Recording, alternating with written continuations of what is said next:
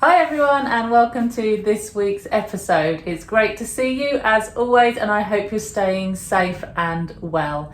This week I have got out the electric propagator, so I am finally going to get some of my chilies put in, and I've also got my potatoes here that I'm going to start chitting. So stay tuned and we'll get going with those today.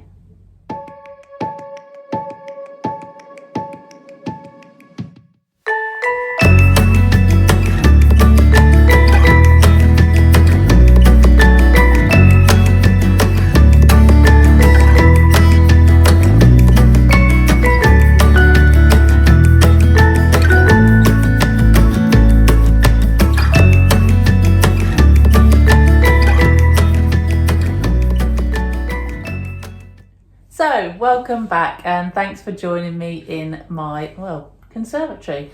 I don't know what the weather's been like where you are, but here it has been very, very cold and we've had a fair bit of snow. So the ground up at the allotment has been frozen. It's gone now, as you can probably see. The grass is now snow free. So it's just a matter of time for waiting everything just to thaw. So I thought today I would make the opportunity of using the electric propagator, getting that all fired up for another year. Now, an electric propagator isn't absolutely necessary when it comes to growing things. A windowsill will work just fine as well. You don't have to have an electric propagator, but you'll find that things will take longer to germinate and you might just have to be a little bit more patient. But I'm not gonna lie, I love mine. By putting things in, I know it's still January and I know it's still really early, but I just love knowing things are starting to grow. Before I got the electric propagator, I basically really struggled growing things that need warmer temperatures, so chilies and things like that and peppers. So by the time they germinated and grown, by the time it started to get warmer, I felt like it was too late. The plants weren't going to be big enough and they weren't going to be strong enough. So when I bought this, or say I bought it, we got it for a Christmas gift. When we asked for this for Christmas, and chilies were germinating sort of by early February, by the time they were being planted out in the polytunnel in around June time, they were already a really, really good size. I'll put a picture on because I have got some cracking pictures of my chili plants on my windowsill last year from when they came out of the propagator. So I'll put that on for you so you can see. So today that is going to be the main job. If you watch my planning videos, you will know what chili seeds I'm using. Let me just grab them. So I have got habanero chilies, I have got habanero, jalapeno, and someone remind me of the other one because I can't remember. Cayenne peppers. So they're the three chili varieties that I am planting. I'm also going to be a bit daring and put in some peppers.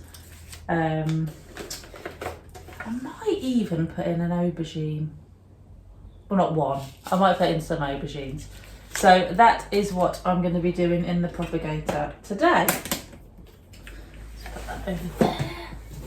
Oh, while I'm here, I can't remember who it was, but someone was asking if they could see the front of my garden planner that I'm using this year, because they thought it was really pretty. So yeah, there's the front. It doesn't say where it was from on it. My friend bought it me for Christmas. But yeah, it is really pretty. I mean, there's pictures on every page and it's just, yeah, it's very sweet. Yeah, so maybe I'll try and find out where that's from, but there's a picture of the front. The back's pretty as well. So there we go. The sweet peas I put in last week, they've not germinated yet. I just keep using my spray just to give them a good mist. It does get really cold in here at night. Being a conservatory, it is still getting down to probably about 0. When I'm in here, we have the heating on. but I don't have the heating on in here all the time because it's not worth it, because we don't sit out here that often at this time of year. So first of all, I will start filling these with compost, and then I will bring you back because I imagine that will be very boring to watch.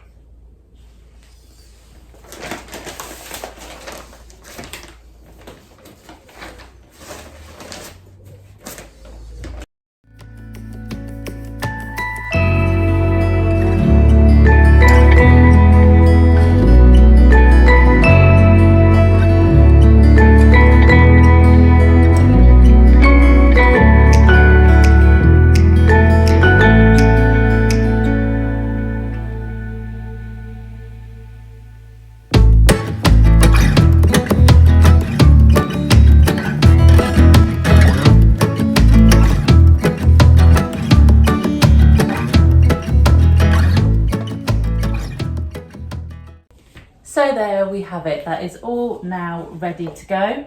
I fill them probably about 3/4 of the way. The chilies only really need a tiny bit of soil on the top of them, so I fill it up pretty much most of the way, and just make sure there's no lumps or sticks or big things in the soil, just to give them the best possible chance really.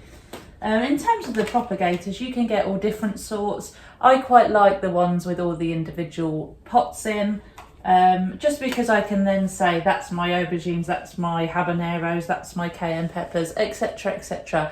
I'm a bit picky like that. I just like everything in its own little place. But you can get big ones that are shorter and wider, and they're just one big tray, or 2s or 4s, or like I say, we went for the 7. So all I'm going to do now is put each of the seed varieties in one of these trays, and then top them with compost and give them a bit of a spray. Now the tops of these propagators are fairly straightforward. So they have a rotating disc on top which has holes in that you can turn to cover those holes. So all you need to do is, when you plant whatever you're planting in your propagator, make sure that it is sealed on the top. So what will happen is, when you water them, you will put the top on, and that will then keep any moisture in. As soon as you see the plant germinate, you can turn the lid slightly just to get some airflow in there. Just make sure then you check and make sure that the compost doesn't dry out. But that's pretty much it. It's very basic, it's very simple, and I'd recommend them to anyone, especially if you're a bit of a beginner like myself and you just want to have a go with new things. I'll start popping the seeds in now, and then I will pan down so you can see what I'm doing. I'm going to start with the chilies. I have noticed when I've opened the packets there isn't that many jalapenos or cayenne peppers, but that's fine. I have raided my supply and I have found some Naga chilies. Now these have been in my supply for a while, as these are super hot. On the Scoville level they are about 1,000,000 Scovilles, so that's probably why they've stayed in their packet. But let's give them a go and see. Well, I'm not going to eat them, but we'll grow them, see what they're like. They look very similar to a Scotch bonnet. They're red and they're that globy sort of shape rather than a long thin shape, but we'll try them this year. They can go in. So all I'm going to do is ideally I wanted 6 of each, so I am a bit low on a couple. All I'm going to do is just pop them a nice distance apart.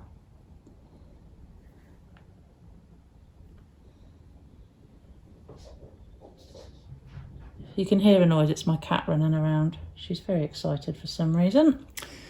So that's it, that's all I'm going to do. And then with the propagator, because my labels are usually too tall, I just cut a piece of cardboard and then I will stick that in. And then what I'll do is I'll write what's in one side on it and what's in the other side on here. So it does get a bit damp sometimes, but they don't stay in the propagator for very long. And also my normal labels, I can't then get the lids on because the the labels are too tall. So this is a way of just combating that problem and saves me buying more plastic labels, just using a bit of card. So much better for the environment. So that is the jalapenos in, and I will also put my cayenne peppers in, which I've only got 3. Oh my goodness. See, because I don't eat chilies, I didn't do a full, what's the word? A full inventory, because I don't like them. So what I'm going to do now is I'll write on the label. So I've got jalapeno, which I've suddenly forgotten how to spell. And I'm just going to put ×4, just so I know how many germinate out of all of them.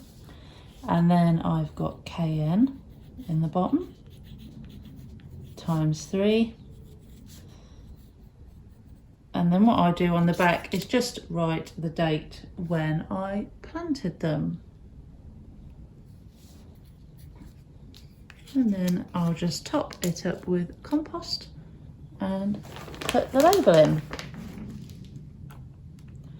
I tend not to cover them with too much compost, maybe about 1 centimetre. I don't go overboard, that's for sure.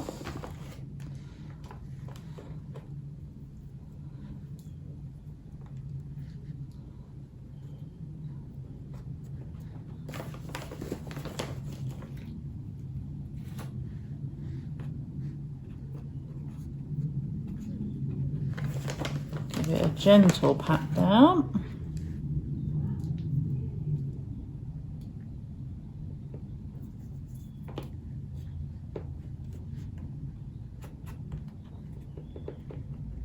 Okay, and then all I'll do is give that a mist, put the label in and put the lid on, and then that is all done. I like to use my mister, and the reason for that is when you put loads of water in, you can obviously send the seeds flying. So I just like to be gentle initially. So just give that a good mist. Obviously, don't ever put water under here in a propagator. It is plugged into the mains, so just be careful. And I'll pop my little label in like so, and then just make sure the air hole is covered and pop the lid on. And that is it. It's that easy. So I'll go along now and I'll do the rest, and then I'll come back and show you when I'm done.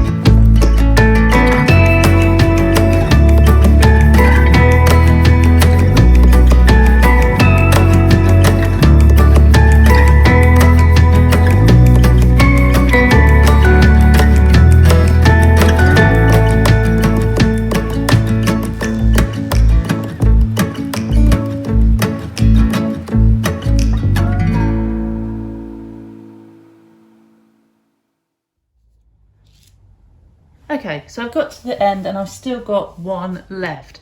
So I'm just going to pop in a couple of California Wonder peppers. I can always keep these on the windowsill in the house in big pots if everything germinates as planned. Obviously, as I've planned the allotment, I might have a bit of wiggle room for an extra couple, but we will see. So I'll just get a few of these in. And that'll be done.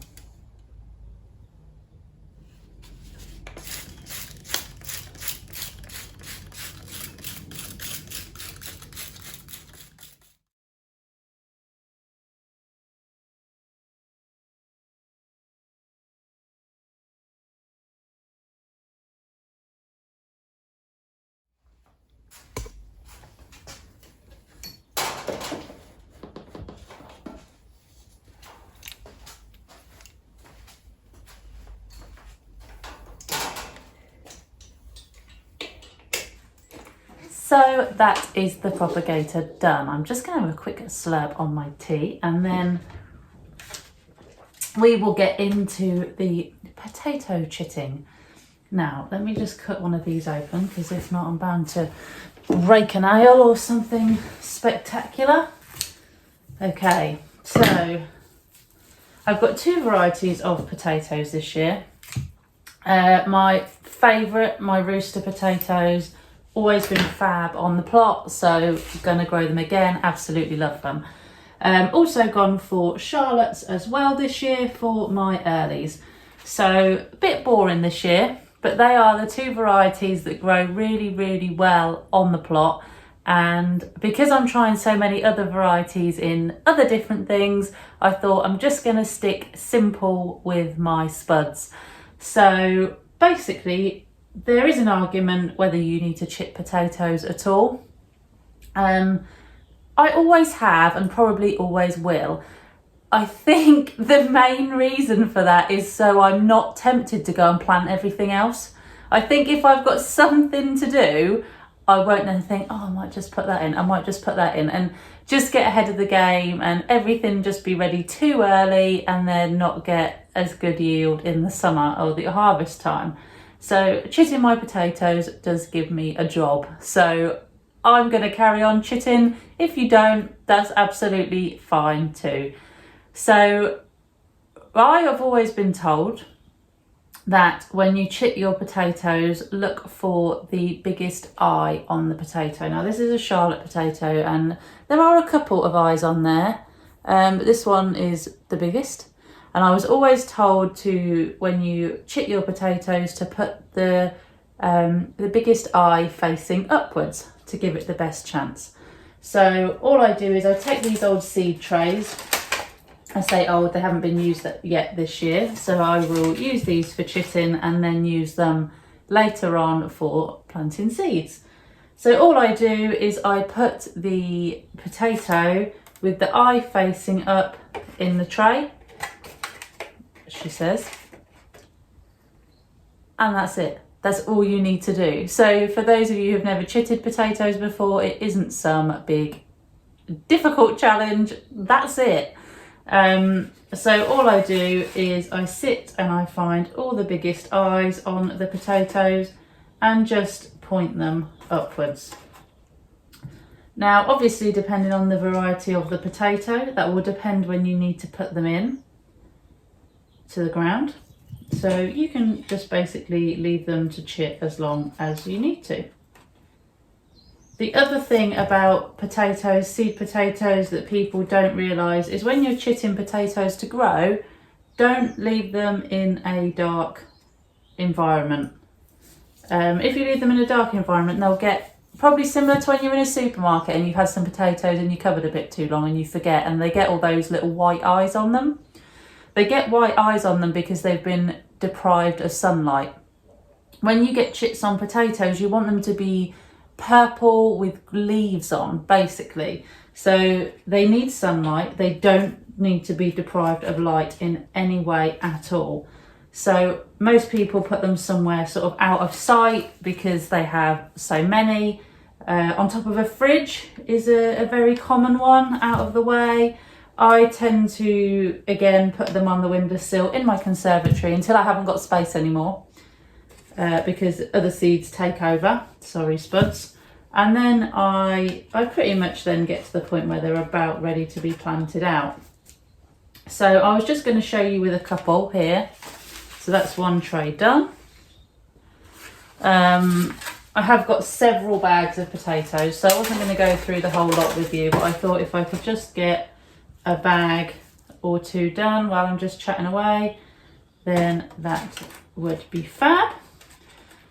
Because the weather's been so bad as well, I have, oh dear, I have brought home the gate from the allotment. It's currently in my car, and I've decided I'm going to sand it down and paint it here.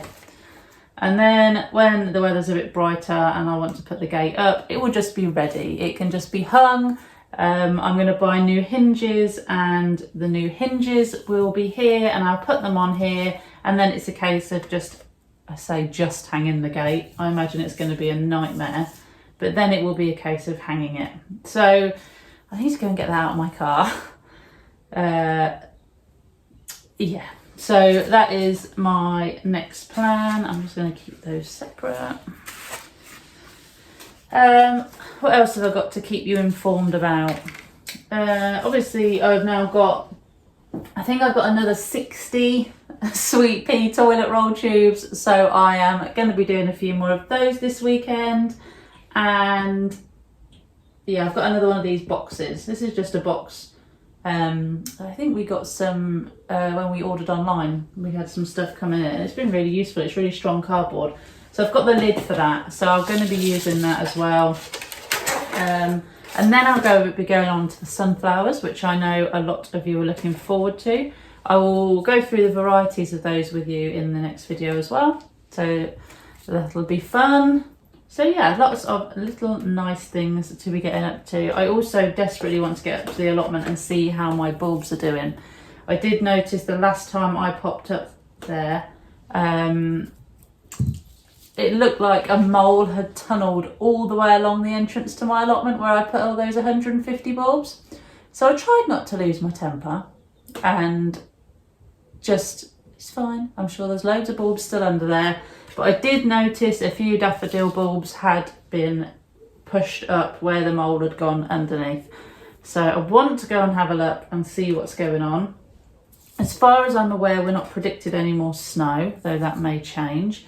But if we are, I'll just go up there in the snow. Just means that the ground isn't soft enough to dig, which is the unfortunate part. So yeah, that's pretty much it. I hope you're all well. I hope you're all enjoying your gardens and your allotments. It's always nice to hear your comments and your feedback, and actually to know how you're getting on. What varieties are you growing this year? I'd be keen to know. Any potato recommendations as well? I mean, I always say I stick with the same, and I do. I always stick with the same varieties, and that's because they grow so well. But yeah, be keen to hear any others that you think are just, you know, absolute go-tos in terms of you always get a good crop. They're your reliable potato varieties, like these ones are for me. Always interested to hear. I will let you know when the sweet peas germinate, and I'll keep you updated on the propagator as well. For those of you who follow me on Instagram, I will put probably more regular pictures, though I know not all of you are, you know, use social media all the time. So I will try and put a few snippets in the next videos as well. But now I'm going to finish my cup of tea. I hope you all have a lovely, lovely week. If you enjoyed this video, please feel free to leave me a comment, or you can always subscribe for future content. It's always great to have you around. I hope you stay safe. I hope you are very well, and I will see you all in the next episode.